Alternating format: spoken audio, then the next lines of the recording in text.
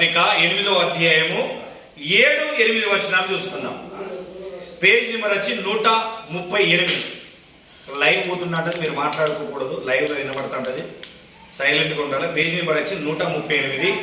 రోమీలకు రాసిన పత్రిక 8వ అధ్యాయము 7-8 వచనాలు నేను చదువుతున్నాను. తీసారా అందరూ? తీసారా?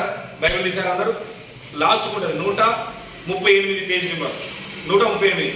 అదే అట్లకెళ్ళి 138 పేజ్ నెంబర్ తీసారా? నేను చదవనా? ఏలయనగా శరీరానుసారమైన మనసు దేవునికి విరోధమై ఉన్నది, అది దేవుని ధర్మశాస్త్రమునకు లోబడదు, ఏమాత్రము లోబడనేరదు. కాగా శరీర స్వభావం గలవారు దేవుణ్ణి సంతోషపరచ నెరగారు. ప్రార్థన చేసుకున్నాం. ప్రేమ గల తండ్రి, దయగల యేసయ్యా, పరిశుద్ధుడా, వాక్యం చెప్తుండగా నాలో ఉండి మాట్లాడండి తండ్రి. ఏం మాట్లాడాలో ఏం మాట్లాడకూడదో మీరు నేర్పించండి తండ్రి. నేర్పించేవారు మీరు, నేర్పని మీరు. అందరి బట్టి నీకు స్తోత్రాలు, వేలాది కోట్ల వందనాలు, స్తోత్రాలు చెల్లించుకుంటున్నాం తండ్రి. పరిశుద్ధుడా, నాతో మాట్లాడండి. వినగల చెవులు, గ్రహించగల మనసును కూడా మీకు దయచేయమని యేసు నామమున అడుగుతున్నాం తండ్రి. హల్లెలూయా, హల్లెలూయా. 138 పేజ్ నెంబర్ రోమీలకు రాసిన పత్రిక 8వ అధ్యాయము 7-8 వచనాలు గురించి మనం మాట్లాడుకున్నాం. కొన్ని నిమిషములు మాట్లాడుకున్నాం. ఇక్కడ ఏమనుందంటే, ఏలయనగా శరీరానుసారమైన మనసు దేవునికి విరోధమై ఉన్నది. అర్థమైనా? శరీరానుసారమైన మనసు అనగా ఏమిటి ఈరోజు? ఓకేనా? దీంతో మాట మనం ఒక ఉపమానాన్ని చెప్తాం. దీనికి ఆ ఉపమానానికి చాలా సంబంధమై ఉన్నది. హల్లెలూయా. ఏమని సంబంధమైనదంటే, శరీరానుసారమైన మనసు చాలా మందిలో ఉన్నది. అదే నాకు మీకు ఏదన్నా ఒక శరీరంతో ఏదైతే మంచిది అనిపిస్తుందో, ఏదైతే తలంపు ఏదైతే మంచిది అనిపిస్తుందో దాని ప్రకారం నడుచుకోవాలని చూస్తుంటారు అందరూ. అవునా కదా? అయితే అది దేవుని నియమాల మార్గాలకు ఏంటిది? దేవుని నియమాల మార్గాలకు విరుద్ధమైనది. అవునా కదా? అవునా కదా? నీ ఇష్టానుసారంగా. హల్లెలూయా, హల్లెలూయా. నేనేం చెప్పినా, నేను ఎప్పుడు వాక్యం చెప్పినా లైవ్ వస్తాను, గుర్తుపెట్టుకోండి. ఇక్కడ చూడగలరు కూడా, లైవ్లో కూడా చూడొచ్చు. లైవ్లో వస్తున్నది కనుక మీరు మాట్లాడితే, ఇప్పుడు ఇది కూడా వస్తుంది, మీరు మాట్లాడితే ఆ వాయిస్ కూడా లైవ్లో వస్తుంటుంది. అర్థమైందా? క్రమము తప్పకూడదు, క్రమానుసారంగా జీవించాలి. ఏం చేయాలి? అయితే దేవుని నియమాలకు, దేవుని నిబంధనలకు, సేవకుడి నియమాలకు లోబడని ప్రజల గురించి ఇక్కడ మాట్లాడుతున్నాడు. ఎవరి గురించి మాట్లాడుతున్నాడు? లోబడని ప్రజలు. చాలా మంది లోబడుతున్నాము అనుకుంటాము కానీ లోబడని ప్రజల గురించి ఇక్కడ మాట్లాడుతుంది. అంటే 8వ విషయం అంటే, వారు తమ సొంత ప్రయత్నాల ద్వారా దేవునికి ఇష్టానుసారంగా ఉండరు. అర్థమైందా? ఏం చేస్తారు? చాలా మంది మంచిగా వినాలి, శ్రద్ధగా వినాలి వాక్యాన్ని. వింటున్నారా? నేను మాట్లాడేటప్పుడు నా ముఖాన్ని చూడండి, నేను బైబిల్ చదవమన్నప్పుడు బైబిల్ ముఖాన్ని చూడండి. లేకపోతే ఏమన్నా మీకు రాదనుకో ఒకసారి రాసి పెట్టుకుని తర్వాత ఇంటికి పోయినాకైనా చూడండి. నేను చదువుతా బైబిల్, మీరు కొంచెం రాసుకోండి. ఒక పెన్ను పేపరు కంపల్సరీ ఉండాలి. ఒక పెన్ను బుక్ అన్నది కంపల్సరీ తెచ్చుకోవాలి. నేను సార్తో చెప్పిన, ఒక క్రైస్తవుడికి, ఒక యేసుక్రీస్తుని నమ్ముకున్న వారికి అది కంపల్సరీ. నేను కూడా ఎక్కడికైనా ఎవరైనా చెప్పినా కానీ వెళ్ళినా కానీ అది రాసుకుంటాను. నాకు తెలుసు కదా, నేను రాసుకోకుండా ఉండను. వాళ్ళు చెప్పినది కరెక్టా కాదని ఇంటికి వచ్చినాక చూస్తాను. ఏం చేస్తా? ఇంటికి వచ్చిన తర్వాత నాకు సమయాన్ని దొరికినప్పుడు అది చెప్పింది కరెక్టేనా కాదన్నది దాన్ని సరి చూసుకుంటా. తెలియదని కాదు, రాసుకున్నట్టు వాళ్ళు అందరూ తెలియని వాళ్ళు, వాక్యం తెలియని వాళ్ళు, బుద్ధిహీనులని కాదు. అర్థమైందా? అయితే రెండోది ఏంటంటే, సొంత ప్రయత్నాలు. అంటే పాపము యొక్క స్వభావం, పాపముతో ఉన్న స్వభావములు ఉన్న వారికి, ఇప్పుడు నాకు ఎగ్జాంపుల్ నాకు అనిపిస్తుంటుంది, ఏమనిపించింది అనుకో, అది దేవుని చిత్తమా కాదా అని కొంతమంది తలంపులు ఇలాంటి మాట్లాడుతున్నారు. అంటే అది దేవుని చిత్తమైన తలంపు ఉన్నదా లేదా అన్నది సరైనగా గ్రహిస్తే ఆ మనసుకు తెలుసు, ఈ మనసుకు తెలుస్తుంది. ఎందుకంటే ఈ మనసు పాపము చేయకుండా దేవునికి ఇష్టంగా జీవిస్తుంది అనుకో, ఈ మనసుకు తెలుసు దేవునికి ఏది ఇష్టమైందో తెలుసు. అవునా కదా? భార్య భర్తలు ఇద్దరు జీవిస్తున్నారు. భర్త ఏది మంచిగా తింటాడో, ఏ కూర అయితే ఇష్టముగా తింటాడో, ఏ కూర ఇష్టముగా తినడో, ఏ పని అయితే చేస్తాడో అన్నది భార్యకు చాలా తెలుసు. భార్య ఏది ఎక్కువగా ఇష్టపడుతుందో, ఏమి ఇష్టపడదో అన్నది భర్తకు కూడా తెలుసు. అవునా కదా? అట్లా తెలియకుండా వాళ్ళిద్దరు జీవిస్తున్నారంటే వారిద్దరిలో ఐక్యత లేదన్నట్టు. అర్థమవుతుందా? వారిద్దరిలో ఐక్యత లేదు అన్నట్టు. ఐక్యత లేనప్పుడు ఎవరి ఇష్టానుసారంగా వారు జీవిస్తే వారు ఒకే ఇంట్లో ఉంటున్నారు, ఒకే గృహంలో ఉంటున్నారు, కానీ వారి ఇష్టానుసారంగా జీవిస్తున్నారు అంటే ఒకరి ఇష్టాలు ఒకరికి తెలియదు. వారిద్దరు కలిసి ఉన్నప్పుడు వారి ఇష్టాలు తెలుస్తుంది. స్నేహితులు ఇద్దరు ఎటుపోయినా ఒక స్నేహితులు ఇద్దరు కలిసి వెళ్తున్నారు. ఇప్పుడు నేనున్నా, కొరనేలు అన్నాడు, లేదా కిరణ్ అన్నాడు, ప్రభాకర్ అన్నాడు, ఏలియా ఉన్నాడు, ఎవరైనా ఒకరు, వారు అందరూ ఒకరు నాతో కలిసి ఊకే నాతో జీవిస్తున్నారు అనుకో, నాతో కలిసారనుకో, కొన్ని ఇష్టాలు ఆయన ఇష్టాలు, కొన్ని నా ఇష్టాలు ఏంటిది, నేను ఏ విధంగా నడవడిస్తాను అనేది కొంచెం మనకు తెలిసిపోతుంది. ఎందుకంటే ఇద్దరం ఒకటే ఊకే ఎటు వెళ్ళినా ఒకటే వెళ్తున్నాం కదా, ఒకే పనికి పోతున్నాం, ఒక దగ్గరికి వెళ్తున్నాం కాబట్టి తెలిసిపోతుంది ఆటోమేటిక్గా కొన్ని విషయాలు. అంటారు కదా కొంతమంది వెళ్తున్నట్టే, అరే ఏదో ఒక మూడు సామెత పడుతుంటారు, ఏదో తొక్కిన వారా అంటారు. అవునా కదా? వాళ్ళలాగా ఎత్తునవేంది, వీళ్ళలాగా ఎత్తునవేంది అంటారా అన్నారా? విన్నారా వీళ్ళరా? అయితే ఇక్కడ కూడా ఈ బైబిల్ వాక్యం ఏం చెప్తుందంటే, ఏమనుకున్నా అంటే ఒకసారి మళ్ళీ చదవండి. రోమా 8:7 ఒకసారి చదువు. ఏలయనగా శరీరానుసారమైన మనసు దేవునికి విరోధి అయి ఉన్నది. అబ్బా హల్లెలూయా. ఎందుకంటే నీకు దేవునితో సంబంధం లేదు, దేవుని రాజ్యంతో నీకు సంబంధం లేదు, నువ్వు సంబంధిగా లేవు గనుక నీవేమంటావు అంటే ఆయన తలంపు ఏదో నువ్వు గ్రహించవు, ఆయనకి ఇష్టమైనది ఏదో నువ్వు గ్రహింపు లేదు నీలో. అర్థమవుతుందా? అర్థమవుతలేదు? అర్థమైతే ఒకసారి హల్లెలూయా గట్టిగా. దేవునికి నీవు సంబంధిగా లేవు, ఒకటిగా లేవు కనుక నీ శరీరమైన మనసు ఏది చెప్తుందో అది మాత్రం చేసి అది దేవుని మీద రుద్దుతావు. ఎవరి మీద రుద్దుతావు? దీనికి ఒక మంచి ఎగ్జాంపుల్ చెప్తా. మత్తయి సువార్త 20వ అధ్యాయం ఒకసారి తీయాలి. మత్తయి సువార్త 20వ అధ్యాయం తీస్తే 1 నుండి 16 వరకు చూసుకున్నాం. అక్కడ ఒక మంచి ఉపమానం ఉన్నది. ఏముంది? ఈ ఉపమాన భావం తెలిస్తే మీకు ఆటోమేటిక్గా ఈ విషయం తెలిసిపోతుంది. హల్లెలూయా. అందుకని నేను ఇంకొక ఉపమానం చెప్పాను. భార్య భర్తల గురించి ఎందుకు చెప్పాను? భార్య భర్తలు ఒకే ఇంట్లో ఉంటారు. ఎక్కడ ఉంటారు? ఉంటారా? వేరు ఉంటారా? మంచి అందరు చెప్తలేరు. ఒకే ఇంట్లో ఉంటారు కదా, వేరు ఉండరు కదా, అంతే కదా? ఇది ట్రూ కదా? ఇప్పుడు మత్తయి సువార్త 20వ అధ్యాయం ఒక ఉపమానం చదువుతాం. హల్లెలూయా. 20వ అధ్యాయం తీయండి, చదవండి. 20వ అధ్యాయం 20వ పేజ్ నెంబర్ కూడా 20. మత్తయి సువార్త 20వ అధ్యాయం 20వ పేజ్ నెంబర్. ఏలైనగా పరలోక రాజ్యం ఒక ఇంటి యజమానిని పోలి ఉన్నది. అతడు తన ద్రాక్ష తోటలో పనివారికి కూలికి పెట్టుకోమన్నకు పొద్దున బయలుదేరాను. పెట్టుకోవడానికి పొద్దున్నే ఉదయకాలమే 6 గంటలకే బయలుదేరాడు. పొద్దున్నే దినమునకు ఒక దేనారము చొప్పున పనివారితో ఒడంబడి తన ద్రాక్ష తోటలోనికి వారిని పంపెను. ఇక్కడ చూడండి ఏం చేసిందంట.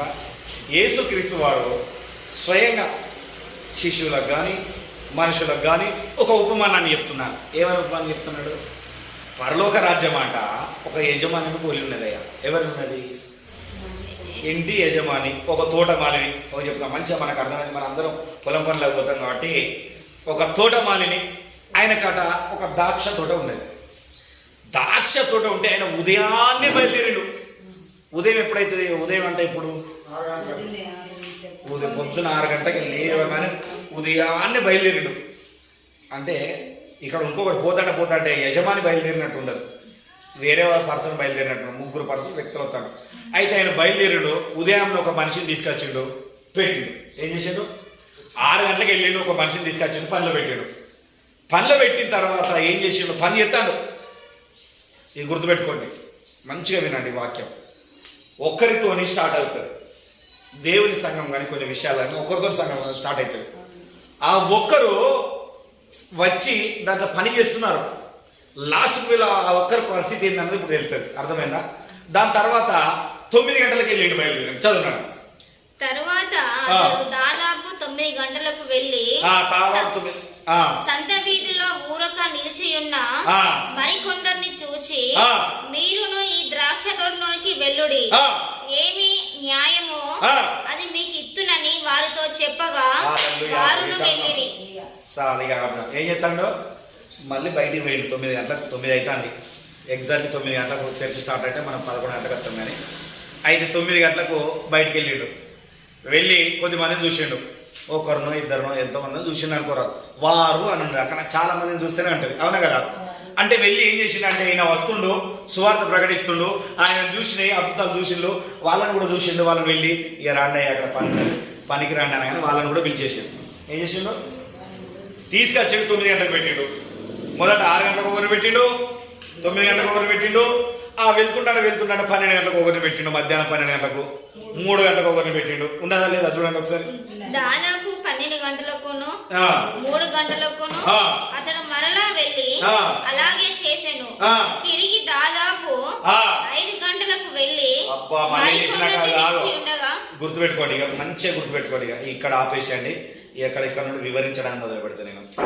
9 గంటలకు వెళ్ళి తీసుకొచ్చిండు, ఉదయం 6 గంటలకు వెళ్ళిండు, ఒక ఆయన తీసుకొచ్చిండు, 9 గంటలకు కొద్ది మందిని తీసుకొచ్చిండు, 12 గంటలకు కొద్ది మందిని తీసుకొచ్చిండు, 3 గంటలకు కొద్ది మంది తీసుకొచ్చిండు, సాయంత్రం 5 గంటలకు కొద్ది మంది తీసుకొచ్చిండు. ఎంతమంది తీసుకొచ్చిండు? 6 గంటలకు మళ్ళీ క్లోజ్. సాయంకాలం అంటే 6 అయిందంటే సాయంకాలం అంటారు కదా. అయితే తీసుకొచ్చి పెట్టేసిండు. మొత్తం ఎంతమంది తీసుకొచ్చిండు? ఓ పని చెప్తాం.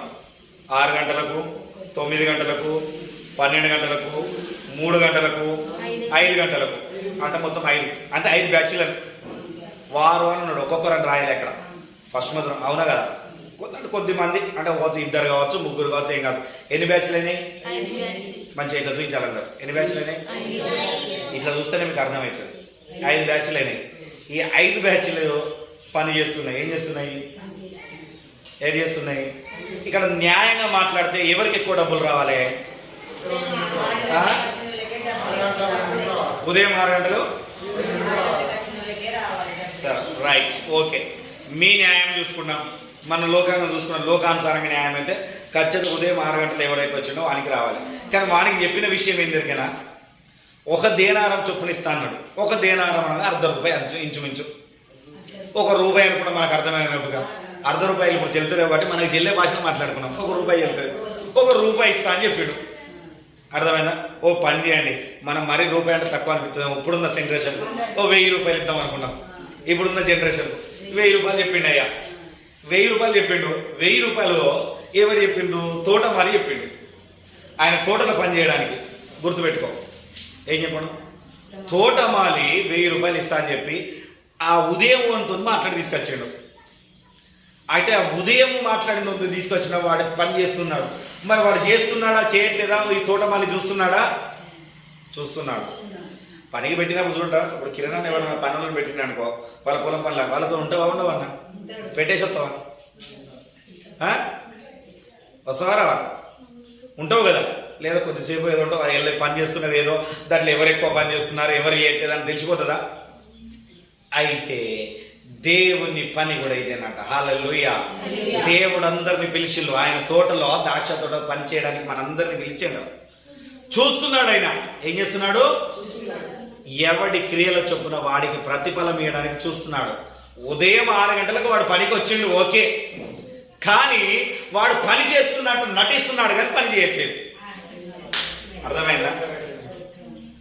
మొదట నువ్వు వస్తున్నావు, కరెక్టే. దేవుని సన్నిధానికి వస్తున్నావు, దేవుని ఎద్దుకు వస్తున్నావు. దేవుడు అంటే ఎవరో తెలుసు, ఆ తోటలో పని చేస్తే నీకు డబ్బులు వస్తాయని తెలుసు, నీకేమొస్తుందని తెలుసు. కానీ నీవేం చేస్తున్నావు అంటే, మొదట నీవు వచ్చినావు కాబట్టి ఆ పనివాడి గురించి, ఆ తోటమాలి గురించి నీకు కొంచెం అవగాహన ఉన్నది. ఎందుకంటే మొదట వచ్చిన మొత్తం తెలుసుకున్నావు నువ్వు తోట గురించి. నీకున్న పని ఎంత తెలుసు కాబట్టి ఈ పని ఎంత సేపు చేయాలి, ఆ పని ఎంత సేపు చేయాలని నీకు తెలుసు, నీకు అవగాహన ఉంది. కానీ నీవు పని చేయట్లేదు. ఇదే ప్రాముఖ్యమైన విషయం, అవునా? ఎక్కడో లేవు, తోటలో ఉన్నావు. యేసుక్రీస్తు నమ్ముకున్నావు, రక్షింపబడ్డావు, యేసుక్రీస్తు దేవుడు అంటే ఏదో తెలుసు, నీ ఎప్పటి నుండో నువ్వు ఆయనతోని ఆయన సన్నిధానంలో ఉండడానికి నువ్వు ఇష్టపడుతున్నావు, ఆయన దగ్గరికి వస్తున్నావు, నువ్వు ఉంటున్నావు, కానీ పని చేస్తున్నట్టుగా నటిస్తున్నావు. కానీ నువ్వు పని చేస్తున్నావా ఆ మనిషిని చూడట్లేదు, కానీ పరమ దేవుడు మాత్రం చూస్తున్నాడు. హల్లెలూయా. ఆయన చూచుచున్న దేవుడు. హాగారు ఏడుస్తుందంటే, ఆ ఎడారిలో ఏడుస్తుందంటే జీవజలాన్ని ఇచ్చాడు. నీకు జీవజలాన్ని ఇస్తలేడు అంటే నువ్వేం చేస్తున్నావు అంటే దేవుని సన్నిధిలో నువ్వు దొంగ ఏడిపేస్తున్నావు. ఇది కరెక్ట్గా నేను చెప్పగలను ఈ వాక్యాన్ని పట్టుకుని. హల్లెలూయా, హల్లెలూయా. దేవుని దగ్గరికి వచ్చి ఆయన తోటలో పని చేస్తున్నా అనుకుంటున్నావు, కానీ నువ్వు పని చేయట్లేదు.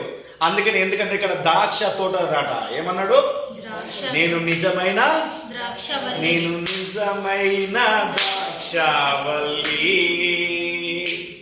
దేవునికి ఇష్టమైన ద్రాక్షవల్లి అయి ఉండాలి. ద్రాక్షవల్లి ఏం చేస్తుంది, ఏరులు పారుతుంటా అంటది. హల్లెలూయా. నువ్వు నిజమైన ద్రాక్షవల్లిని పాట పాడతావు, కానీ నీలో నిజమైన ద్రాక్షవల్లి లేదు. ఎందుకంటే నువ్వు ఫలించట్లేదు, ఇతరులు నీ వారు ఫలించట్లేదు. హల్లెలూయా. చాలా సంఘాలు అలానే ఉన్నాయి. అర్థమైందా? ఒక గొర్రెను కంటది, కానీ ఒక గొర్రె మేకను కంటదా? నీకు మేకలు ఉన్నాయి కాబట్టి బాగా తెలుసు. మేకను కంటదా, గొర్రెను కంటదా? మంచి చెప్పు, గట్టి చెప్పు. అవునా కదా? మేకనే కంటది. మరి విశ్వాసులై ఉండి మనం ఏం చేస్తున్నాం అన్నది దేవుడు చూస్తున్నాడు. హల్లెలూయా. నువ్వు ఒక్కొక్క విశ్వాసిని కంటలేవు, నీ ద్వారా ఒక విశ్వాసి దూరం అవుతున్నాడు. ఆ దూరం అవుతున్నారంటే ఆ విషయాన్ని వీళ్ళు గ్రహించారు. 9 గంటలకు పిలిచినోడు గ్రహించుడు, సాయంత్రం కూడా పిలిచినోడు గ్రహించుడు.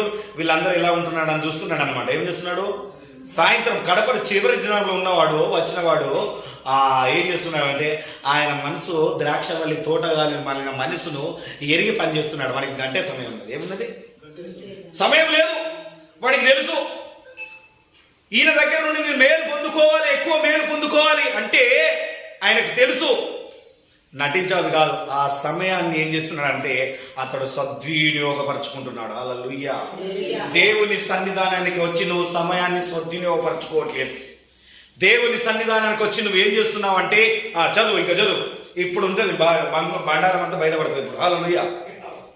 తిరిగి దాదాపు 5 గంటలకు వెళ్ళి మరికొందరు నిలిచి ఉండగా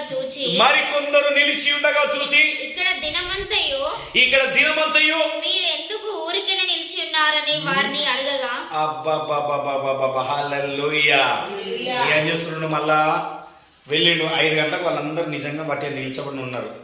ఎందుకయ్యా మీరు ఇక్కడ దినమంతా ఉన్నారు, నిలిచి ఉన్నారు అని వారిని అడగగా వారు ఎవడునో మమ్మును కూలికి పెట్టుకొనలేరనిది. ఎవరట ఏం చేయలేదట, కూలికి పెట్టుకోలేదట. అర్థమైందా? గుర్తుపెట్టుకో. చాలా ఇక్కడ ఈ మాట, ఎందుకంటే చివరి దినములో మనం ఉన్నాము. మనం ఎవరికి సువార్తను చెప్పలేదు. ఒప్పుకుంటారా? ఎంతమంది చెప్తున్నారు సువార్త? చెప్పండి. నేనైతే ఎక్కడ దొరికినా కానీ మొదట వారితో మాట్లాడి దాని తర్వాత మాట్లాడి ఏం చేస్తానంటే ముందుగా ఆయన విషయాలు అన్నీ తెలుసుకున్న తర్వాత రెండోసారికి లాస్ట్ మూమెంట్లో స్వార్థ చెప్పడానికి వెళ్ళిపోతా. కంపల్సరీ స్వార్థ చెప్తాం. ఎవరితో మాట్లాడినా సరే ఫస్ట్ వాళ్ళ రూట్లోనే వెళ్తా. ఏం చేస్తా, ఏ విధంగా ఉన్నావు, ఏం చేస్తున్నావు, ఇక్కడ ఏంటిది ఏందని వెళ్ళిన తర్వాత లాస్ట్కి వచ్చే వరకు కొంచెం అన్న యేసుక్రీస్తు దేవుడు అని తాకిచ్చొచ్చేస్తా. నా పనే అది. దేవుడు నన్ను నియమించినదే అందుకు, నన్ను కాదు, ప్రతి ఒక్కరిని నియమించిందే అందుకు. హల్లెలూయా. అయితే అక్కడ వెళ్తే ఏమంటున్నారంటే, అందుకనే గుర్తుపెట్టుకోండి, ఆ ఆత్మలకు నీవే సమాధానపరుడవి, నీవే లెక్క పైపోవలసిన వాడిను. అందుకనే ఎవడును మమ్మల్ని పనిలో ఎవడును యేసుక్రీస్తు గురించి నాకు తెలియపరచలేదు, పరలోక రాజ్యం గురించి నాకు చెప్పలేదు. నాకెలా తెలుస్తుందయ్యా, నా ముందు వాడు వెళ్తున్నాడు, పోతున్నాడు, వస్తున్నాడు, కానీ వాడు నన్ను తీసుకోలేదు. దానికి నేను అబాధ్యుని. గుర్తుపెట్టుకో. అర్థమవుతుందా? చుట్టుపక్కల కూడా నీవు క్రైస్తవుడుగా జీవిస్తున్నావు అని తెలియకపోతే దాని బాధ్యులు ఎవరు? నీవే. అందుకే నన్ను ఎవడును నాకు అన్నాడా లేదా? చదువు ఒకసారి, మళ్ళీసారి అందరు బైబుల్ చూడండి. వచనం కూడా చెప్పిన 20 ఒక్కసారి 7వ వచనం చూడండి. చదవండి కిరణ్ చదవండి. వారు ఎవడును కిరణ్ చదవను. వారు ఎవరినో మమ్మను కూలికి పెట్టుకోలేదని అందుకతడు మీరును నా ద్రాక్ష తోటలోనికి వెళ్ళుడనెను. చాలా పని ఏందంట, ఎవరు పెట్టుకోలే కానీ ఇంకోరు వచ్చి నువ్వు చెప్పలే కానీ ఇంకొక వ్యక్తి వచ్చి చెప్పిండు ఇక్కడ. ఏం చెప్పి అయితే ఇక వెళ్ళండి, డైరెక్ట్ దేవుడే వచ్చి చెప్తున్నాను అనమాట. మీరు చెప్పకపోతే స్వయంగా ఆయన వచ్చి చెప్తాడు వాళ్ళతో. అర్థమైందా? కానీ ఆయన చెప్పుతున్నాడు కనుక నీకు జీతం తక్కువ ఇస్తున్నాడు, వాళ్ళకి జీతం ఎక్కువ ఇస్తున్నాడు. అర్థమైందా? కాలే అర్థం కాలే కదా? అర్థమైందా? కొరనేలా అంటే అర్థమైందా?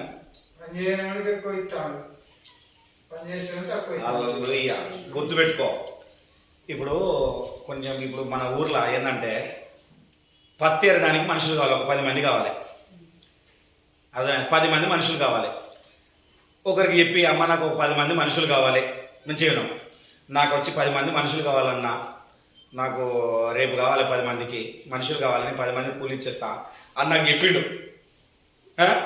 నువ్వు అంటే నువ్వేమన్నా కొంచెం పిలిచినానికి ఆయనకు తీసుకొని పిలిచాడు.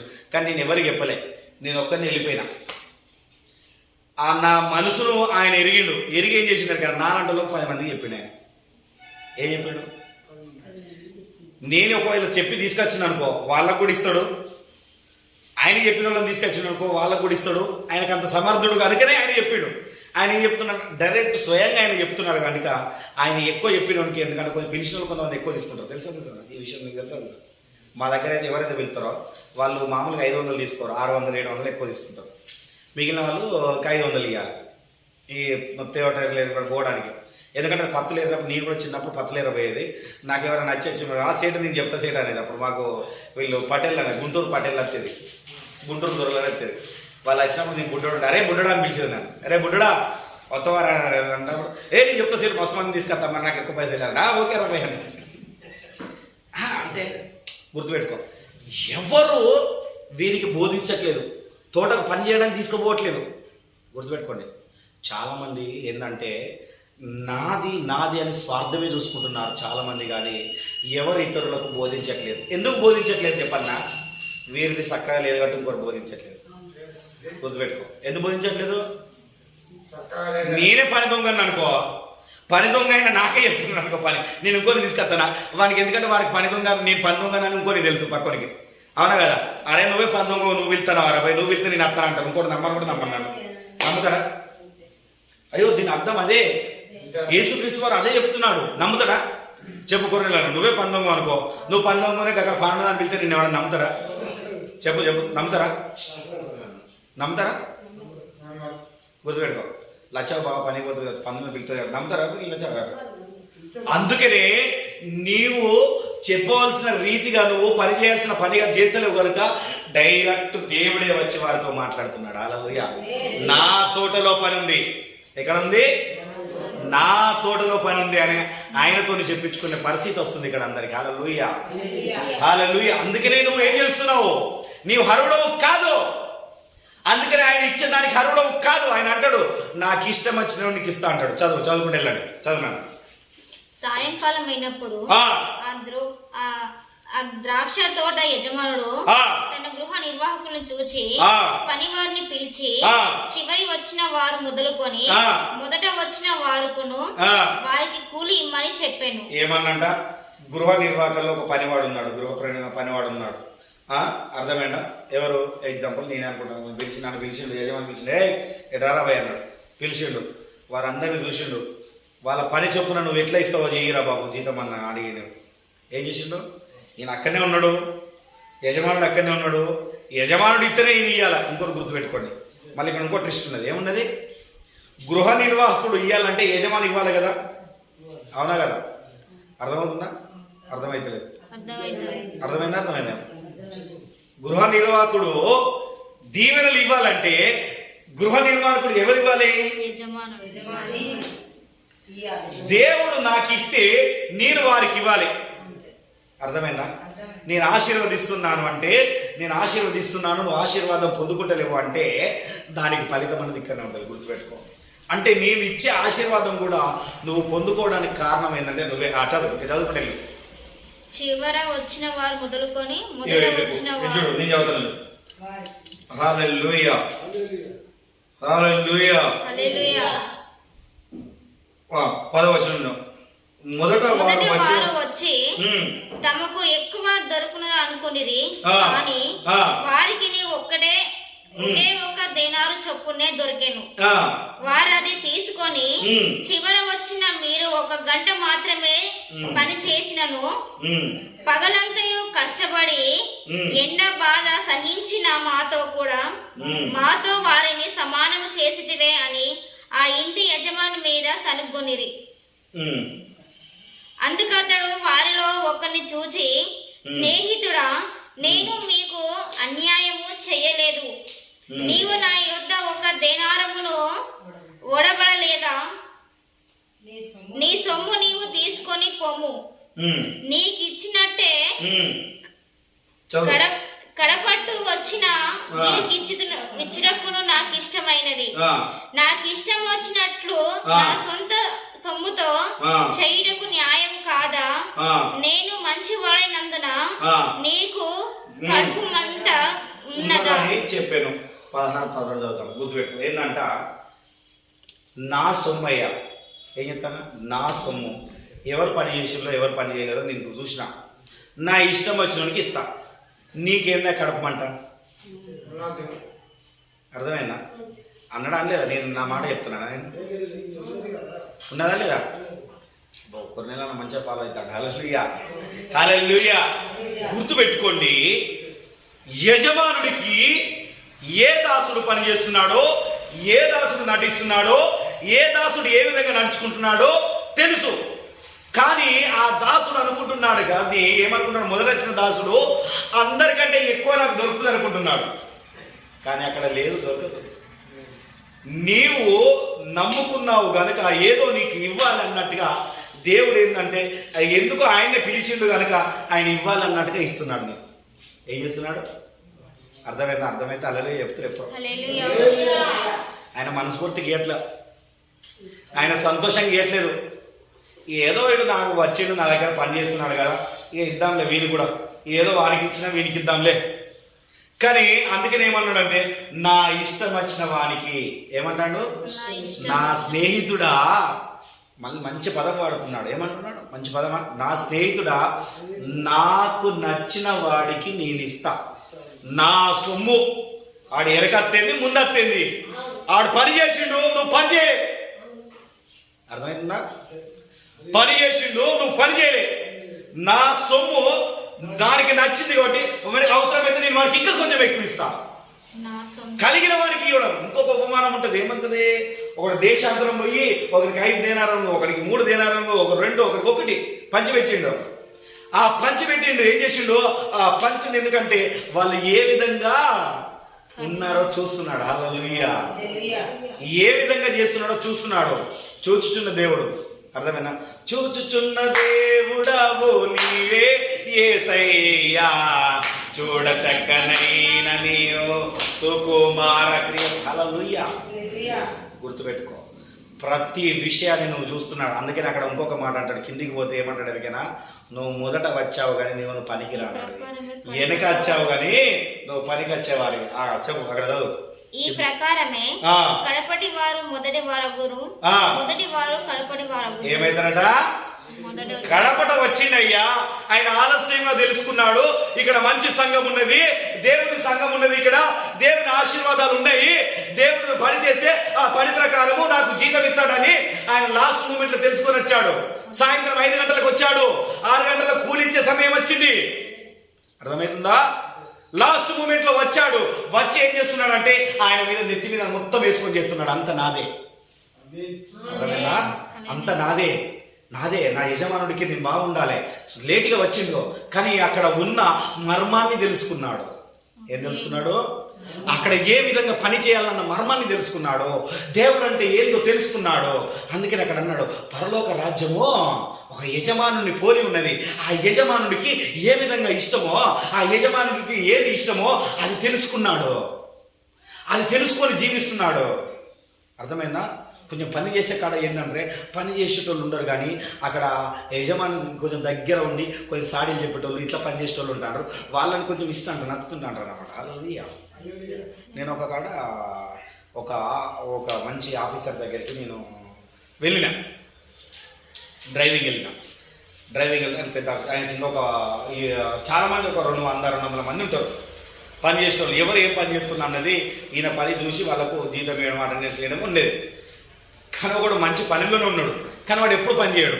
వాడు పక్కలతో పని చేయించుకుంటాడు. ఊరికేంటంటే అక్కడ ఏం జరిగిందన్న టిక్ను ఫోన్ చేసి చెప్తాడు. ఈయన ఏం చెప్తాడు? టిక్ను అంటే టిక్ను ఫోన్ చేసి చెప్తాడు. వీడేం చేస్తాడు? వీడే నమ్ముతాడు. 10 మంది వీడు పని చేశాడు. వాళ్ళందరూ చెప్తారు, అయ్యా వీడు పని చేస్తాడు, అయ్యా తిరుగుతాడు, మేమే చెప్తాను, వాని పని కూడా మేమే చెప్తున్నాము. వాడే గడికి ఒకసారి అంటే నాకు ఈసారి ఈ పని చెప్పిండు ఉరుకుతా అంటాడు, ఆ పని చెప్తాడు ఉరుకుతా అంటాడు. ఒక రోజు ఏం చేసిండంటే అందరు చెప్తున్నాడే ఇంతమంది కంప్లైంట్ ఇస్తాను ఏందని ఈ యజమానుడు వాడిని ఒకసారి గమనించి ఏం చేసిండు, నువ్వు నా దగ్గరికి రావద్దురా బాయ్, ఏమన్నాడు, నువ్వు నా దగ్గరికి రావద్దురా అని వదిలేయగానే అందరూ వాడిని చూసి కూడా భయపడేటోళ్ళు. ఇంతకుముందు ఏం చేసేటోళ్ళు, అరే వీడు సార్ దగ్గర ఉన్నాడురా ఊకే భయపడేటోళ్ళు. ఇప్పుడు వాడిని సార్ ఎప్పుడైతే పక్కన పెట్టేసిండో వాళ్ళందరూ కూడా పక్కన పడేసిండు. వాడు దేనికి పనికి రాకుండా అయిపోయాడు. అప్పుడు అయ్యాక నాకు ఉద్యోగం ఇక్కడ మారండి, వేరే కాడికన్నా పోతా నేను అంటాను. ఏమంటాడు అంటే ఎవరికి ఏం తెలియదు. ఒకప్పుడు వాడిని మంచిగా చూసుకున్నారు, దాన్ని అలసు తీసుకొని ఇష్టానుసారంగా ఉన్నాడు. ఏం చేసిండు? ఇప్పుడు యజమానుడు తీసేసిండు, పని వారు కూడా పక్కన పడేసిండు. ఇప్పుడు ఏమైతుంది? ఏమైందిగా అంటారు చూసినా, కుక్కలు ఇస్తారని చెప్పిన ఇస్తారా కంటారు చూసినా. అయితే ఇక్కడ దేవుడు చెప్పేది కూడా అదే చెప్తున్నాడు. ఏంటంటే నా ఇష్టం వచ్చినోనికి ఇస్తానయ్యా, కడపట వచ్చిందయ్యా. కానీ ఏందో యజమానుని మనసు తెలుసుకున్నాడు. అర్థమైందా? ఇది నిర్మించినప్పుడు రాలే, ఇది మొత్తం నిర్మాణం అయినాక మొత్తం వచ్చిన తర్వాత లాస్ట్ మూమెంట్లో కదా దేవుడు వచ్చే మూపున ఆయన వచ్చి లాస్ట్ మూమెంట్లో వచ్చి కూర్చున్నాడు. కానీ యజమానుని మనసు ఏందో తెలుసుకున్నాడు. యజమానునికి ఏం కావాలి అర్థమైందా? దేవుడికి ఏం కావాలని తెలుసుకున్నాడు కనుక అందుకని ఆయన అంటాడు కడపట వచ్చింది కరెక్టే, కానీ వాడే ఇప్పుడు మొదటి వాడు. అందుకనే వానికి ఎక్కువ దేనాలు ఇచ్చినా, నువ్వు వచ్చి రానట్టున్నావు కాబట్టి నీకు ఇచ్చినా, కానీ నువ్వు నాకు ఇష్టం లేదు, వాడే నాకు ఇష్టం అని చెప్పకనే చెప్తున్నాడు. హల్లెలూయా. ఏం చెప్తున్నాడు? మరి మొదటివాడు కూడా అలా ఉండాలంటే మొదటివాడు కూడా ఈ యజమాను మనసు తెలుసుకొని చెప్తే అప్పుడు తెలుసు కదా, వాడికి కూడా తెలుసున్నాక గుర్తుపెట్టుకోండి. చాలా మంది జీవితాలు ఎలా ఉన్నదంటే యజమానుని మనసు తెలియసుకోకుండా ఇష్టానుసారంగా జీవిస్తున్నావు. కానీ నీవు ఇక్కడ జరిగేది కానీ ఏం చెప్పట్లేదు. నీలో మురుగపరచు పెట్టుకొని ఉంటున్నావు. ఏం చెప్తున్నావు? దాచిపెట్టుకొని ఉంటే ఏముంటుంది? యజమానుడి మనసా? యజమానుడికి చూసి అక్కడ పనివారు ఇంకా తక్కువ ఉన్నారని, కొద్దుగా ఉన్నారన్నది ఎవడు తెలుసుకున్నాడు? చివరిగా వచ్చిన వాడు తెలుసుకున్నాడు.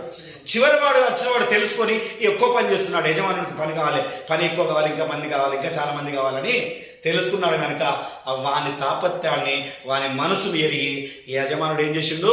వాడికి కూడా సరైన జీతం ఇచ్చేసిండు. హల్లెలూయా. కావలసిన డబ్బు ఇచ్చేసిండు.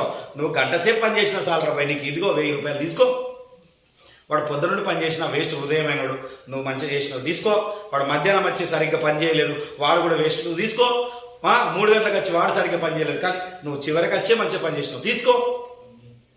అర్థమైందా? 3 గంటలకు వచ్చి వాడికి ఇచ్చిన వాడు మధ్యలో వచ్చింది కదా, వాడికి అదే జీతం ఇస్తానవేంది? వాడు నా మనసు ఎరిగిండయ్యా. ఇక్కడ ఎంత పని చేయాలనో ఆ పని గురించి ఎరిగిన వాడు నాకు. హల్లెలూయా. ఎరిగింది కాబట్టి నేను చేస్తున్నా. అందుకనే ఏంటంటే సంఘములు నిర్దోషంగా నడుచుకోవాలట. ఏ విధంగా నడుచుకోవాలి?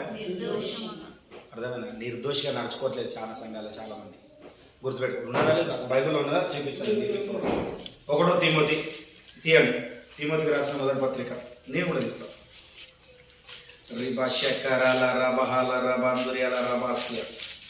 తిమోతికి రాసిన మొదటి పత్రిక 3వ అధ్యాయం 2-3 వచనాలు చదువుకున్నాం. సంఘంలో పెత్తానం చేసుకొని గుర్తుపెట్టుకోండి. అంటే మీరు వేరే విధంగా ఏమన్నా అనుకోండి, అదే సంఘంలో ఏదైతే మీరు చేయాలి, సంఘంలో దేవునికి నిర్దోషంగా ఉండాలంటే ఏ విధంగా ఉండాలని గుణలక్షణాలు ఉన్నాయి ఇక్కడ. చదవండి. 3వ అధ్యాయం 2 నుండి చదువు. అధ్యక్ష అగువాడు నిందారహితుడును. ఏమంట? నిందారహితుడు. నిందారహితుడు. ఇంకా ఏకపత్ని పురుషుడును మిత అనుభవమును స్వబుద్ధి గలవాడును మర్యాదస్తుడును అతి ప్రియుడును మర్యాదస్తుడు అతి ప్రియుడు ఇంకా బోధింపదగిన వాడనై ఉండి మద్యపానాన్ని కొట్టువాడును గాక కొట్టుగాడు మద్యపానం ముచ్చుకోవద్దు తీసేయాలా ఇంకా సాత్వికుడును మంచి హృదయం కలిగిన వాడు జగడమాను వాడు దేవుని కొరకు జగడం పెట్టుకోవద్దు ధనాపేక్షం లేని వాడు ఇష్టం లేనోడు సంపూర్ణ మాన్యత కలిగి సంపూర్ణంగా మంచి మనిషిగా ఉండి తన పిల్లలను స్వాధీనపరచుకోవచ్చు. ఏం చేయాలంట? సంపూర్ణ మనసు ఉంటే నేను కొన్ని స్వాధీనపరచుకుంటావు. నువ్వు మద్యం ఉండి నువ్వు ధనపక్ష నుండి ఇంకోటి ఉంచుకొని ఇక మాటలు మాట్లాడద్దు కానీ తప్పు కానీ అర్థమైన ఇంకోళ్ళు ఇష్టం వచ్చినట్టుగా తిట్టి నువ్వు చేసుకుంటూ ఉండి నువ్వు సంఘంలో ఉండి ఏం లాభం? అవునా కదా? సంఘంలో ఉండి నీ వాళ్ళ ఉపయోగం ఏమున్నది? ఆయన తోటలు అందుకనే మరీ చెప్తున్నాడు, నేను ఉదయం వచ్చిన 9 గంటలకు 6 గంటలకే వచ్చి పని చెప్తున్నా అంటే నీ వల్ల నాకు ఉపయోగం ఏమున్నది? వాడు 5 గంటలకే వచ్చిండు కూలి తీసుకొని పోతాడు, 3 గంటలకు వచ్చిండు కూలి తీసుకొని పోతాడు, 12 గంటలకు వచ్చిండు కూలి తీసుకొని పోతాడు, 9 గంటలకు వచ్చినాడు కూలి తీసుకొని పోతాడు. మరి ఉదయం వచ్చిన నేనేందుకు కూలి తీసుకుంటే లేదు? అర్థమైందా? అంటే ఇవన్నీ లక్షణాలు ఉన్నాయి అన్నమాట, పనికి మాలిన లక్షణాలన్నీ ఉన్నాయి. హల్లెలూయా. అర్థమైందా? ఇవన్నీ ఉన్నాయి కాబట్టి ఎందుకు అవసరం లేదు కనుక మనము దేవుని పొలములో ఏంటి దేవుని ద్రాక్ష తోటలో ఆయన తీగలుగా మనం ఏ విధంగా ఎదగాలన్నదే ప్రాముఖ్యమైనది అన్నమాట. పరలోక రాజ్యం అందుకనే చెప్తున్నాడు. అందుకనే ఏమంటున్నాడు? మళ్ళీ ఒకసారి మనం వద్దాం, రోమా 8వ అధ్యాయం 7వ వచనానికి వద్దాం. మళ్ళీ ఒకసారి వద్దాం, గో టు బ్యాక్ త్వరగా 7. ఏలయనగా శరీరానుసారమైన మనసు దేవునికి విరోధి అయి ఉన్నది. ఏంటంట? ఎవరికి విరోధి ఉన్నది? దేవునికి. ఏం చేస్తున్నావు? శరీరం మొదట వచ్చినవాడు, ఉదయం వచ్చినవాడు ఏం చేసిండు? శరీరానుసారమైన మనసు కలిగిన వాడు. ఏం కలిగిన వాడు? శరీరానుసారమైన మనసు. స్త్రీలైనా పురుషులైనా దేవుని యుద్ధకే వచ్చిండు పని చేయడానికి. నేను కాదనట్లేదు, నేను తప్పని నేను అనట్లేదు. కానీ ఆ హృదయంలో ఆ రీతిలో ఏమున్నదంటే ఆ మనసులో ఏమున్నది? శరీరమైన మనసు కలిగి ఉన్నది కనుక అది దేవునికి విరోధి అయి ఉన్నది. హల్లెలూయా. అందుకనే నీకు జీతం ఇవ్వలేదు, అంతే ఇచ్చాడు. లాస్ట్ వచ్చినోడికి జీతం ఇచ్చి లాస్ట్ వచ్చినోడే నాకు మంచోడు అని చెప్తున్నాడు. ఆ మంచి కోరుతున్నాడు అంటే నీకు మొదట వచ్చిన వాడిని కోరట్లేదు అంటే నీవు శరీరానుసారమై ఉన్నావు. నువ్వు నీ శరీరంతో నువ్వు నడుచుకుంటున్నావు. నీ స్వబుద్ధి నీకు ఎలా ఉన్నదంటే నీ స్వబుద్ధి మీద నేను ఆధారపడి ఉన్నావు. సామెతలో ఉంటది కదా, స్వబుద్ధిని ఆధారం చేసుకొనక బ్యాక్. హల్లెలూయా. అవునా కదా? అవునా కదా? చదువు నాన్న, చదవాలి. 7 చదువు త్వరగా. ఏలయనగా శరీరానుసారమైన మనసు దేవునికి విరోధి అయి ఉన్నది. అది దేవుని ధర్మశాస్త్రములకు లోబడదు. చాలు ఆగు. లోబడకుండానే ధర్మశాస్త్రం లోబడకుండానే ఆయన తోటలో పొలంలో పని చేయడానికి నువ్వు వెళ్ళావు. కానీ ఆయన ధర్మశాస్త్రానికి లోబడతలేవు, ఆయన ధర్మశాస్త్రాన్ని ఎరుగుతలేవు, ఆయన మనసు నువ్వు ఎరగట్లేదు. కానీ ఆయన తోటలో మాత్రం పని చేయడానికి మాత్రం వెళ్ళావు. అర్థమవుతుందా? ఆయన తోటలో పని చేయడానికి నువ్వు వెళ్తున్నావు, కానీ ఆయన మనసును అసలైతే నువ్వు ఎరగలేదు కనుక అది దేవునికి విరోధమైనది. ఇప్పుడు అర్థమవుతుందా? ఏ మాత్రము లోబడనేరదు. 8 కాగా శరీర స్వభావం గలవారు దేవుణ్ణి సంతోషపరచనేరరు. దేవునికి ఏం సంతోషపడతావా నువ్వు? బాబు నువ్వు వెళ్ళి తాగు, మాట్లాడు. అర్థమైందా? ఏమంటా? ఇంకా నువ్వు దేవుని ఏం సంతోష పెడతావు? నీకే సరిగ్గా లేదు. దేవుని ఏం సంతోష పెడతావు? నీ పక్కన ఉన్న వారిని ఏం సంతోష పెడతావు? నీ పక్కన ఉన్న వారికి ఇక్కడ పనివారు కొద్దిగా ఉన్నారని నువ్వేం తీసుకొస్తావు? అర్థమైందా? నువ్వు పనివారు ఇక్కడ తోటల పొలంలో పని ఎక్కువ ఉన్నది, ఇక్కడ పని ఉన్నది అయ్యా పని చేయాలని నువ్వు ఇంకొకరు ఎవరు తీసుకొస్తున్నావు? తీసుకురావట్లేదు. ఎందుకు తీసుకురావట్లేదు? నువ్వు శరీరానుసారమైన మనిషి గలగాడివి. నీది శరీరకరమైన ఆత్మ, దేవుని ఆత్మ లేదు నీలో. దేవుని ఆత్మ నీలో ఉంటే దేవునికి ఇష్టంగా ఉంటావు. నీ ఏ సమయానికి వచ్చినా కానీ దేవునికి ఇష్టంగా ఉండి దేవుని దగ్గర మంచి ఫలాన్ని పొందుకుంటావు. మంచి ఫలాన్ని పొందుకోవట్లేదంటే నువ్వు ఏ స్వభావంతో పడుతున్నావు అన్నది ఈ మనలో మనం ఒకసారి మనము పరీక్షించుకున్నాం. ఇప్పుడు మనం ఏ స్వభావంతో ఉన్నాము, ఏ స్వభావంతో మనం జీవిస్తున్నాము, ఏ స్వభావంతో దేవుని యుద్ధకు వస్తున్నాము, ఏ స్వభావంతో దేవుని దగ్గర మేలు కోరుకుంటున్నాము. నువ్వు చెడ్డవాడు వేయండి మంచిగా కోరుకోవడం ఏమున్నది? అవునా కదా? నువ్వు సరైన పని చేయకుండా నీకు అది కావాలని దేవుని కోరుకుంటేంది? దేవునికి ఇష్టం వచ్చినోడికి ఇస్తాడు. నీకు ఇయ్యట్లేదు, నీకు సరైన ఇయ్యట్లేదు అంటే నువ్వు దేవుని స్వభావాన్ని నువ్వు కోరుకోవట్లేదు, నువ్వు దేవునికి ఇష్టంగా ఉండట్లేదు, దేవుని స్నేహితులుగా ఉండట్లేదు అంటారు. అంటే దేవుని గురించి నువ్వు తెలుసుకోవట్లేదు. అందుకని మీకు ఉదాహరణ చెప్పాను కదా, భార్యాభర్తలు అనేది. అంటే భార్యాభర్తలు సరిగ్గా ఉండట్లేదు, జీవించట్లేదు. ఒకరి ఇష్టం ఒకరికి తెలియదు అంటే ఏం చేయండు? జీవించట్లేదు అన్నాడు. అంతేనా కదా? అంతేనా కదా? అంటే ఏమంటే ఎగ్జాంపుల్ ఇంకో సామెత కూడా పెట్టుకోవచ్చు.